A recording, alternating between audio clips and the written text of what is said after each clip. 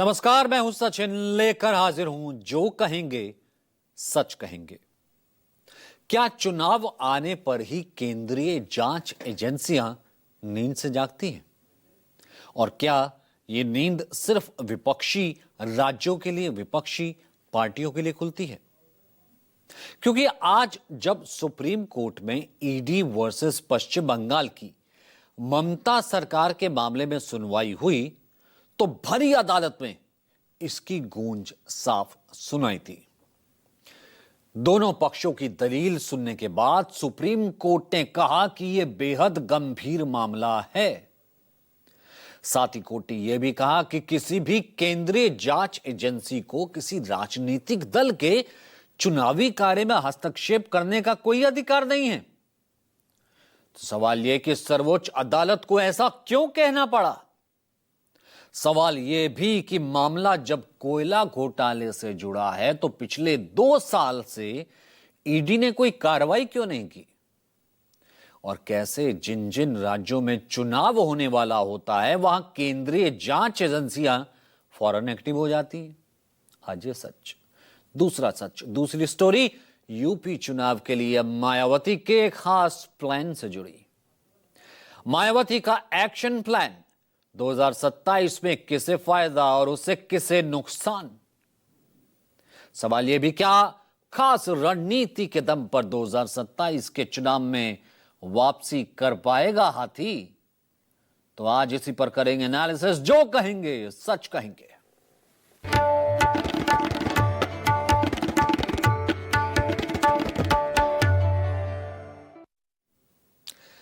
देश के अलग अलग राज्य और जैसे जैसे चुनाव आ रहा है नजदीक, केंद्रीय जांच एजेंसियों की सक्रियता बहुत तेजी से बढ़ने लगी है। पहला मामला बंगाल में ईडी वर्सेस ममता बनर्जी का सामने आया, सभी जानते हैं। बीते दिनों पश्चिम बंगाल की राजधानी कोलकाता में ईडी की रेड हुई और उस दौरान सीएम ममता बनर्जी ने जिस तरीके से मौके पर जाकर ईडी की कार्रवाई का विरोध किया था वो सबने देखा था।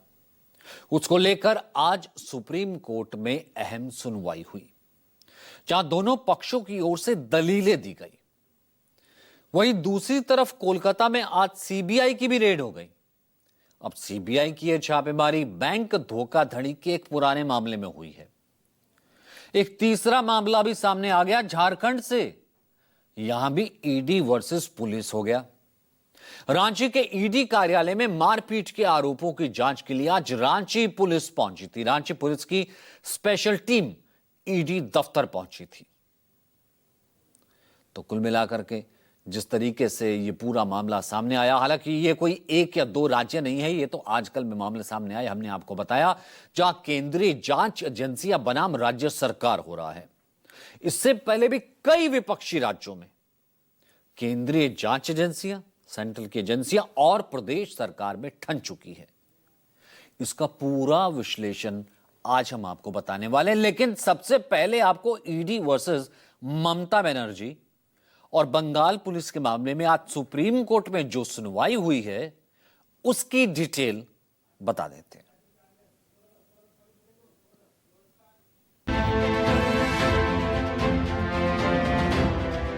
बीते 8 जनवरी को ईडी की टीम ने कोलकाता और दिल्ली समेत पॉलिटिकल कंसल्टेंसी फर्म आईपैक से जुड़े 10 ठिकानों पर छापेमारी की थी, जिसमें सॉल्ट लेक स्थित आईपैक के दफ्तर और गुलाउडन स्ट्रीट स्थित उसके डायरेक्टर प्रतीक जैन का घर भी शामिल था।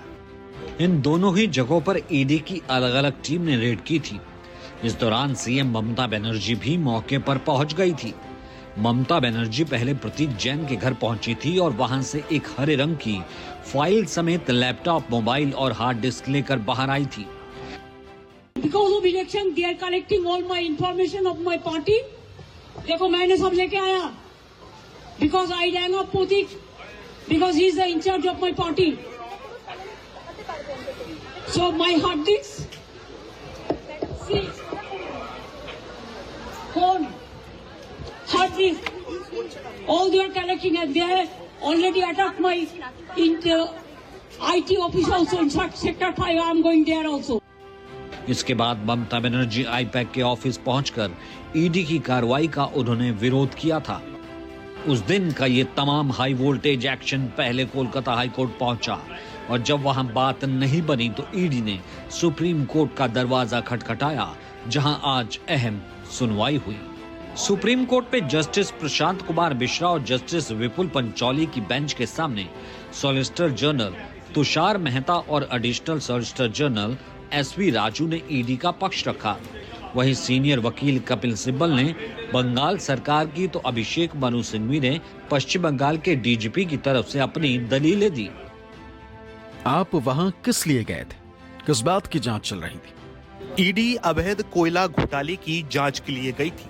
सरकार कह रही है कि हम एसआईआर डेटा जब्त करने गए थे। एसआईआर डेटा पहले से वेबसाइट पर उपलब्ध है। कोई मूर्ख ही वो जब्त करने के लिए वहां जाएगा। क्या इस कोयला घोटाले की जांच चल रही है? जी हाँ, कोयला का भुगतान कैश में किया जाता था। समन का कोई जवाब नहीं मिला। एक हवाला चैनल की पहचान की गई है। लगभग 20 करोड़ कैश आईपैक को ट्रांसफर हुए। इसलिए 8 जनवरी को कंपनी के 10 ठिकानों में तलाशी ली गई। हमें राजनीतिक गतिविधि में कोई दिलचस्पी नहीं थी। हमें नहीं पता कि वे क्या छिपाना चाहते थे कि मुख्यमंत्री पूरी पुलिस फोर्स के साथ अंदर घुस आएं। वहां राज्य के पुलिस अधिकारी राजनीतिक मालिकों के साथ धरने पर बैठ गए थे। ईडी के एक अधिकारी का मोबाइल फोन तक छीन लिया गया। ये चोरी का अपराध है। इस तरह की घटनाओं से सेंट्रल फोर्सेस का मनोबल टूटेगा। राज्य की फोर्सेस का ये संदेश जाएगा कि वो अपने राजनीतिक मालिकों के साथ मिलकर कुछ भी कर सकते हैं। केंद्रीय एजेंसियों के काम को भी रोक सकते हैं। कोर्ट को ऐसा आदेश पारित करना चाहिए कि एक उदाहरण स्थापित हो। जो अधिकारी इस कार्रवाई के दौरान मौजूद थे उन्हें निलंबित किया जाए और उनके खिलाफ विभागीय जांच शुरू की जाए। तो आप चाहते हैं कि हम निलंबन का आदेश दें? सक्षम प्राधिकारी को ऐसा निर्देश दिया जाए। यही नहीं, ईडी की वकील की ओर से ममता बनर्जी के खिलाफ एफआईआर तक दर्ज करने की मांग की गई। सीएम ममता आरोपी हैं। उनके खिलाफ एफआईआर दर्ज होनी चाहिए। उन्होंने डीजीपी की मिलीभगत से सबूतों की चोरी की। अगर बंगाल में किसी एफआईआर की जांच होती है तो कुछ नहीं होगा। इसलिए मामले में सीबीआई जांच की जरूरत है। कोयला घोटाले में आखिरी बयान फरवरी 2024 में दर्ज किया गया था। तब से ईडी क्या कर रही थी? चुनावों के समय अचानक कार्रवाई क्यों? पश्चिम बंगाल में चुनाव का जिम्मा आईपैक के पास है। पार्टी ने 2021 में आईपैक के साथ एक कॉन्ट्रैक्ट किया था। उसके पास पार्टी की कई जानकारियां हैं। ईडी को सब पता है। चुनाव के बीच में वहां जाने की क्या जरूरत थी? पश्चिम बंगाल में चुनाव आईपैक कराती है या चुनाव आयोग? आईपैक के पास कई तरह के आंकड़े रखे जाते हैं। जब ईडी वहां गई तो उन्हें पता था कि पार्टी से संबंधित कई डेटा वहां पर मौजूद होंगे। सॉलिसिटर जनरल कह रहे हैं कि अगर चुनाव के दौरान मनी लॉन्ड्रिंग होती है तो इसमें ईडी की क्या गलती है? आईपैक डायरेक्टर प्रतीक जैन के लैपटॉप में चुनाव से जुड़ी सारी जानकारी थी। ईडी वो जब्त करना चाहती थी। ममता सिर्फ अपना आईफोन लेकर गई थी। सीएम ने रेड में कोई दखल नहीं दिया। आपका दावा गलत है। अगर ईडी का इरादा कुछ जब्त करने का होता तो वो जब्त कर लेते, लेकिन कुछ भी जब्त नहीं किया गया। हमें जांच करनी होगी। ये बहुत गंभीर मामला है, इसे देखना होगा। हम इस पर राज्य सरकार को नोटिस जारी करेंगे। ईडी को पता था कि टीएमसी से जुड़ा बहुत सारा डेटा आईपैक के पास मौजूद होगा।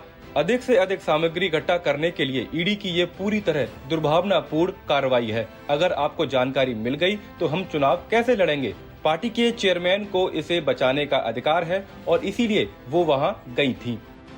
ईडी अधिकारियों के खिलाफ दर्ज एफआईआरों पर किसी भी कार्रवाई से रोक लगाई जाए। दोनों पक्षों को सुनने के बाद सुप्रीम कोर्ट ने इस पूरे मामले पर टिप्पणी की। सुप्रीम कोर्ट के 2 जजों की बेंच ने इसे गंभीर मुद्दा बताते हुए अराजकता तक का जिक्र किया। देश में कानून का शासन सुनिश्चित करने के लिए शासन के प्रत्येक अंग को स्वतंत्र रूप से कार्य करने की अनुमति होनी चाहिए। इस लिहाज से इस मुद्दे की जांच करना आवश्यक है ताकि अपराधियों को किसी विशेष राज्य की कानून प्रवर्तन एजेंसियों की आड़ में संरक्षण न मिले। इस मामले में कुछ बड़े सवाल हैं जिनका जवाब नहीं मिला तो अराजकता फैल सकती है। अलग अलग राज्यों में अलग अलग संगठनों, दल, समूहों की सरकार होने के कारण किसी न किसी राज्य में कानूनहीनता की स्थिति उत्पन्न हो सकती है। ये सत्य है कि किसी भी केंद्रीय एजेंसी को किसी राजनीतिक दल के चुनावी कार्य में हस्तक्षेप करने का अधिकार नहीं। लेकिन अगर कोई जांच एजेंसी अपना काम विधि सम्मत कर रही है तो ये भी सवाल उठता है कि दलगत राजनीति की आड़ में केंद्रीय एजेंसियों को अपने वैधानिक अधिकारों के प्रयोग से रोका जा सकता है। तो इसके बाद सुप्रीम कोर्ट ने पश्चिम बंगाल सरकार को नोटिस जारी कर दिया। कोर्ट ने सीएम ममता बनर्जी के नेतृत्व वाली सरकार से 2 हफ्तों के भीतर जवाब मांगा है। साथ ही कोर्ट ने यह भी आदेश दिया कि ईडी के अधिकारियों के खिलाफ दर्ज एफआईआर मामले में कोई कार्रवाई फिलहाल नहीं होगी। इसके अलावा सर्वोच्च अदालत ने रेड के दौरान सीसीटीवी फुटेज को संरक्षित करने का, प्रिजर्व करने का आदेश भी दिया और इस मामले में अब अगली सुनवाई होनी है 3 फरवरी को। Importantly, 2 or 3 observations are there. That one of the important observation in this matter by this Honorable Supreme Court, that when the election is forthcoming, then the interference by the ED to the political parties' affairs is also an important issue to decide. There are so many things to be decided, but this is also an important issue that has to be decided. Matter has been directed to appear on 3rd February. तो ठीक है, लेकिन यह मुद्दा इसलिए भी अहम हो जाता है क्योंकि अब से ठीक 3 महीने बाद पश्चिम बंगाल में विधानसभा चुनाव होने हैं। अब बंगाल में मौजूदा वक्त में ममता की सरकार है। अब केंद्र की मोदी सरकार और बीजेपी की ये तो विरोधी है, सभी जानते हैं। वहीं बीजेपी बंगाल में इस वक्त मुख्य विपक्षी पार्टी है, सत्ता पर काबिज होना चाहती है, पूरी शिद्दत के साथ वो भी लगी हुई है। तो ऐसे में सुप्रीम कोर्ट के आदेश के बाद इस मुद्दे पर सियासत भी खूब हो रही है। बीजेपी ने इसे ममता सरकार के लिए बताया बहुत बड़ा झटका। हालांकि यह सिर्फ एक मसला नहीं है, एक मामला नहीं है। से एक करारा झटका ममता बनर्जी को लगा है और यह ऐसा झटका है जिससे स्पष्ट हो गया है जंगल राज कैसा होता है। जंगल राज बिल्कुल ममता राज जैसा होता है। सर्वोच्च न्यायालय ने सबसे पहले जो ईडी अफसर हैं, जो कानून के हिसाब से अपना कार्य कर रहे हैं, उनके खिलाफ एफआईआर दर्ज कर दी थी ममता बनर्जी की सरकार ने। सब पहला बिंदु, यह कानूनी जोर का तमाचा है उस मुख्यमंत्री को जो समझती है वो संविधान से ऊपर है, सर्वोच्च न्यायालय ने। तो यही पूरा मामला है जो कि बीजेपी के प्रवक्ता ने कहा कि एक सिर के 2 धुरे हैं। ये दोनों तरफ से जो है आज इसी को लेकर सुनवाई हुई है। सिर्फ एक मामला है ही नहीं जिसमें कोई केंद्रीय जांच एजेंसी बंगाल में एक्टिव हुई हो। चुनाव से ठीक पहले सीबीआई भी पहुंची थी बंगाल, वो भी काफी सक्रिय नजर आई थी। सीबीआई ने आज कोलकाता में अलीपुर और न्यू टाउन समेत 5 जगहों पर फिर से छापेमारी की। अब सीबीआई की रेड बैंक धोखाधड़ी का एक पुराना मामला था, उसको लेकर के हुई है। लेकिन प्रदेश में जिस तरह से राज्य सरकार वर्सेस केंद्रीय जांच एजेंसियों का मामला चल रहा है, उसको ध्यान में रखते हुए सीबीआई के अधिकारियों ने यह छापेमारी केंद्रीय सुरक्षा बलों की निगरानी में की। सीबीआई सूत्रों के मुताबिक एक सरकारी बैंक में फर्जी दस्तावेज पेश किए गए थे और 561.71 लाख रुपए की मामला है जो कि धोखाधड़ी का है, जिसमें एक पुराने बिजनेसमैन हैं प्रदेश के, उनका नाम है। तो ये मामला 2016 का है। अब 2016 का मामला है, 9 साल सीबीआई अब एक्शन में आई है, 2026 चल रहा है, 10 साल होने को आए। वही बंगाल के पड़ोसी राज्य का भी रुख कर लेते हैं। ये तो हमने दिखा दिया सीबीआई और ईडी। पड़ोसी राज्य झारखंड में भी ईडी बनाम राज्य पुलिस हो गया। इसकी तस्वीर आज देखने को मिली जब रांची पुलिस की स्पेशल टीम एयरपोर्ट रोड स्थित ईडी दफ्तर पहुंची। रांची पुलिस की टीम ईडी के 2 अधिकारियों के ऊपर पेयजल विभाग के क्लर्क संतोष कुमार की ओर से लगाए गए मारपीट के आरोप में जांच करने के लिए पहुंची थी। दरअसल संतोष कुमार ने ईडी के सहायक निदेशक प्रतीक और सहायक शुभम पर अपने ऑफिस में बुलाकर मारपीट करने, सिर फोड़ने, साक्ष्य मिटाने, ये तमाम सनसनीखेज आरोप लगाए थे। मामला बीते 12 जनवरी का है। अब इसके बाद संतोष कुमार की ओर से शिकायत किए जाने के बाद पुलिस हरकत में आई और मामले की जांच शुरू की थी। ये झारखंड का मामला है। इससे पहले झारखंड में ईडी वर्सेस राज्य सरकार पहले भी हो चुका है, वो भी जग जाहिर है। कैसे? उससे पहले दिल्ली में भी हुआ था, महाराष्ट्र में भी हुआ था, चुनाव से ठीक पहले ईडी की कार्रवाई, और वही ईडी की कार्रवाई सवालों के घेरे में आई। झारखंड 2024 याद कीजिए, ईडी ने सीएम हेमंत सोरेन को गिरफ्तार कर लिया था। उनकी गिरफ्तारी हुई थी जमीन और मनी लॉन्ड्रिंग केस में। मामला था अगस्त 2023 का और गिरफ्तारी होती तब है ठीक लोकसभा चुनाव से पहले और विधानसभा चुनाव से करीब 10 महीने पहले। सीएम पद उन्हें गंवाना पड़ा, उन्होंने सीएम पद से इस्तीफा दे दिया। नवंबर 2024 में विधानसभा चुनाव होते हैं, हेमंत सोरेन की पार्टी जीत जाती है, फिर से बन जाते हैं हेमंत सोरेन सीएम। अब इसके बाद दिल्ली में लोकसभा चुनाव हुआ, उससे ठीक पहले मार्च 2024 में जो तत्कालीन सीएम अरविंद केजरीवाल, उनकी गिरफ्तारी हो जाती है। केजरीवाल की गिरफ्तारी शराब नीति केस में मनी लॉन्ड्रिंग के तहत की जाती है। मामला 2022 का और सीबीआई ईडी इसकी जांच कर रही थी तब से। नतीजा यह हुआ कि लोकसभा में आम आदमी पार्टी की तो करारी हार होती है, साथ ही 2025 में हुए विधानसभा चुनाव में आप सरकार दिल्ली से चली जाती है, बीजेपी सरकार बन जाती है। हालांकि ईडी की अगर माने तो उसका काम तो केवल कानून के तहत जांच करना, जहां जांच होती है वो आ जाती है, चुनाव से तो कोई लेना देना ईडी का होता नहीं है। हालांकि केंद्रीय जांच एजेंसियों की कार्रवाई को लेकर कई बार सुप्रीम कोर्ट भी अपनी तल्ख टिप्पणी कर चुका है। 7 अगस्त 2025 को सुप्रीम कोर्ट ने कांग्रेस सांसद कार्ति पी चिदंबरम और अन्य की ओर से दायर समीक्षा याचिकाओं पर सुनवाई के दौरान ईडी को फटकार लगाते हुए कहा था कि ईडी कोई बदमाश नहीं है, बदमाश की तरह काम नहीं कर सकता, वो कानून के दायरे में रह के ही काम करना होगा, सुप्रीम कोर्ट ने कहा था। इससे पहले 21 जुलाई 2025 को सुप्रीम कोर्ट ने कर्नाटक के मैसूर शहरी विकास प्राधिकरण यानी कि मूडा का जमीन आवंटन मामला था, इसमें कर्नाटक के मुख्यमंत्री सिद्धरामैया की पत्नी बीएम पार्वती के खिलाफ कार्रवाई को रद्द कर दिया था। कोर्ट ने मौखिक टिप्पणी उस वक्त की थी, कहा था कि मतदाताओं के बीच राजनीतिक लड़ाई लड़नी चाहिए। अब इसके लिए ईडी का इस्तेमाल क्यों किया जा रहा है?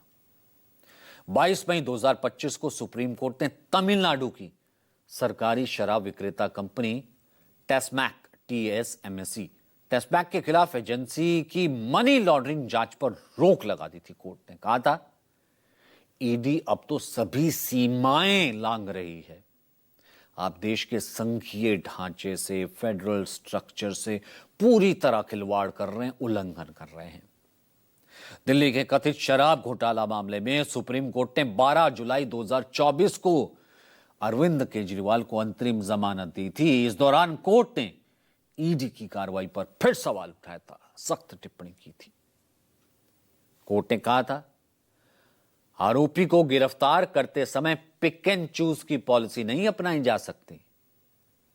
पीएमएलए की धारा की शक्ति का इस्तेमाल कोई अधिकारी अपनी मर्जी के मुताबिक नहीं कर सकता।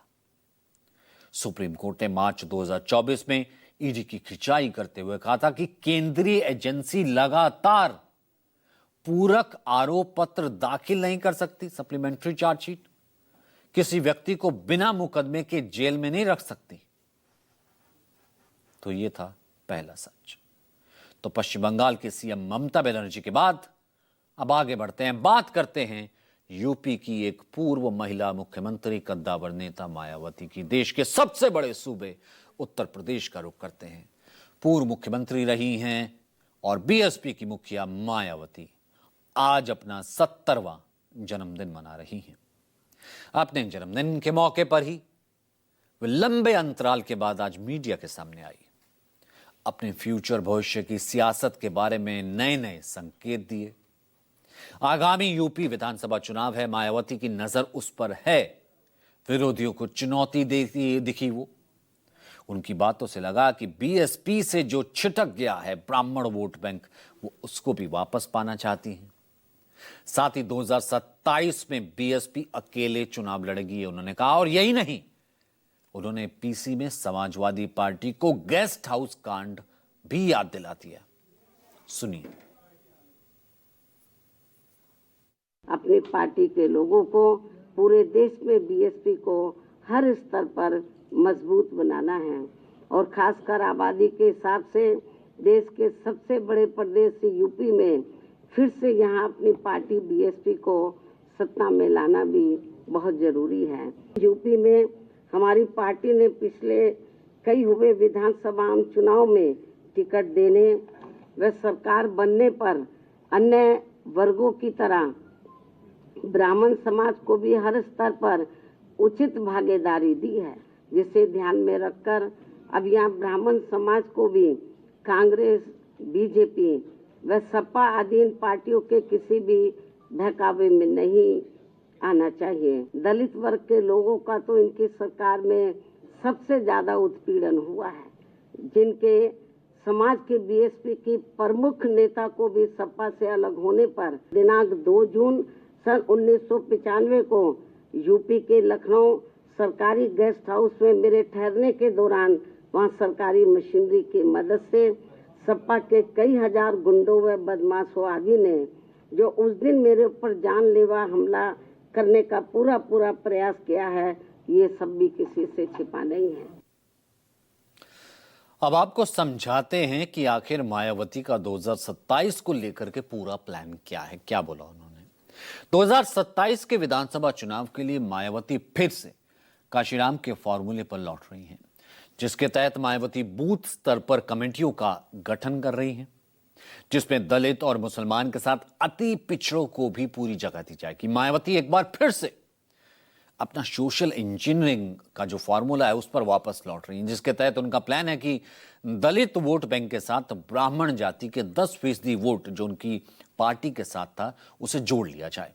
इससे उनका वोट प्रतिशत बढ़ेगा, बेहतर प्रदर्शन होगा, आने वाले चुनाव में उम्मीद बनेगी। आने वाले वक्त में मायावती खुद फील्ड में उतरने जा रही हैं, खुद पार्टी कार्यकर्ताओं से वो मुलाकात करेंगी, कार्यकर्ताओं में जोश पैदा करेंगी।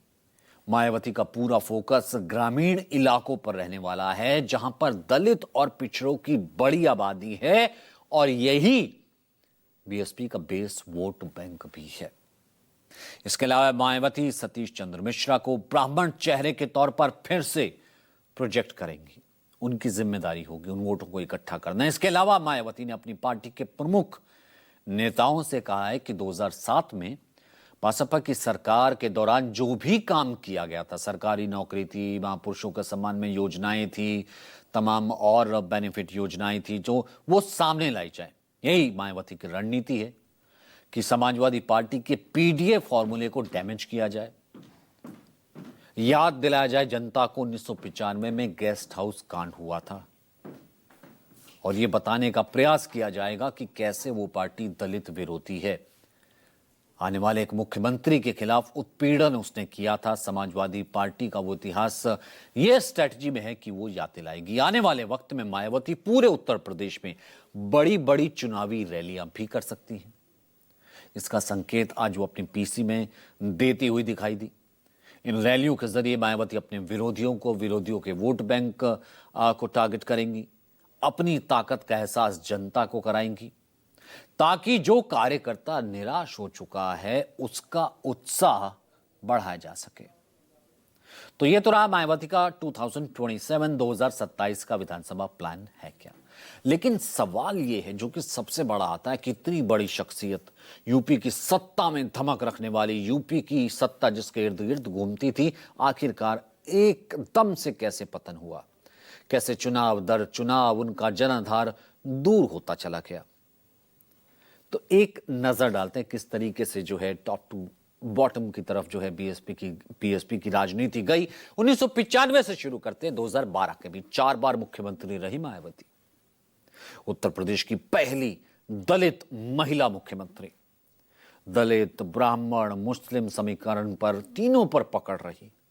2012 में विधानसभा चुनाव वो हार गई। फिर 2014 का लोकसभा चुनाव आता है, सिर्फ 20% वोट शेयर होता है, लेकिन बीएसपी का खाता नहीं खुलता है और यहीं से पतन की शुरुआत होती है। माना ही जाता है कि 2012 के विधानसभा चुनाव और ठीक 2 साल बाद 2014 का जो लोकसभा चुनाव है उसमें जो हार हुई थी उससे कहीं ना पार्टी जो है हतोत्साहित हो गई।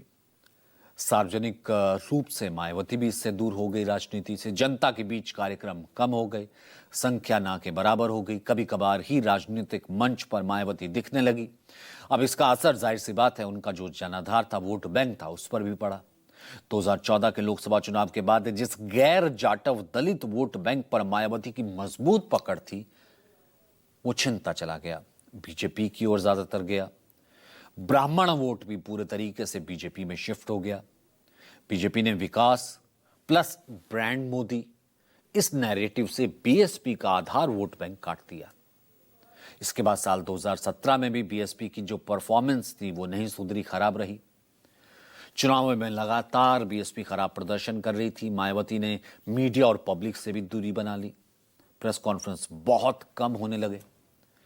देश भर में तमाम मुद्दों पर जब प्रदर्शन हो रहे थे तब मायावती नदारत रही, ज्यादातर ट्वीट के जरिए ही अपनी बात रखती हुई नजर आई। इसके बाद साल 2019 में मायावती तेजी से दोबारा सक्रिय होती दिखी जब एसपी और बीएसपी का, अंग्रेजी में कहते हैं अनकन्वेंशनल, गठबंधन हुआ। सीटें आती हैं 15, लेकिन गठबंधन तुरंत उन्होंने छोड़ दिया। अब यह संदेश गया कि पार्टी स्थायी रणनीति क्यों नहीं बना पा रही है। 2022 के विधानसभा चुनाव की कमान उन्होंने अपने भतीजे आनंद को सौंप दी। रैलियां हुई, प्रचार आनंद ने संभाली, मायावती बैठकों तक ही सीमित रही। लेकिन जब आनंद विरोधी दलों पर आक्रामक हुए तो मायावती ने उनसे कमान छीन ली। इन घटनाक्रमों से, ये जो हमने पूरा सर्कल आपको बताया, इससे साफ है कि बीते 1 दशक में मायावती ने आक्रामक राजनीति से तो दूरी बना ली थी और लगभग चुप्पी की रणनीति को, राजनीति को साध लिया था। जब देश में बड़े आंदोलन हो रहे थे उनकी पार्टी के कार्यकर्ता सड़कों पर नदारत थे। यानी कि जिस वक्त मायावती के बयान आने चाहिए थे वो सिर्फ ट्विटर तक ही सीमित थे, क्योंकि उनकी राजनीति अब लखनऊ तक ही सीमित रह गई थी। सीए का मुद्दा जब हुआ, नोटबंदी हुआ, बेरोजगारी, बीएसपी कहीं ना कहीं अपना रुख साफ नहीं कर सकी और इसी का फायदा अखिलेश यादव और समाजवादी पार्टी उठाते रहे।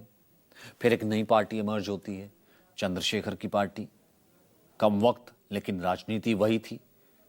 Party Azad Samaj party BSP के जनाधार में सेंध लगाने में कुछ हद तक वो भी कामयाब होती, अब भी नुकसान पहुंचा रही है। इस साल सोचिए 95 से 12 के बीच जिस जाटव दलित वोट बैंक का 70% हिस्सा बीएसपी को मिलता था, उसके दम पर वो 4 बार सीएम बनी, वो छिटक कर दूसरी पार्टियों की झोली में चला गया। तो कुल मिलाकर के ये एक और सच्चाई जिसे शायद मायावती ने जाना कि अब भी काफी जमीन बाकी है और आज अपने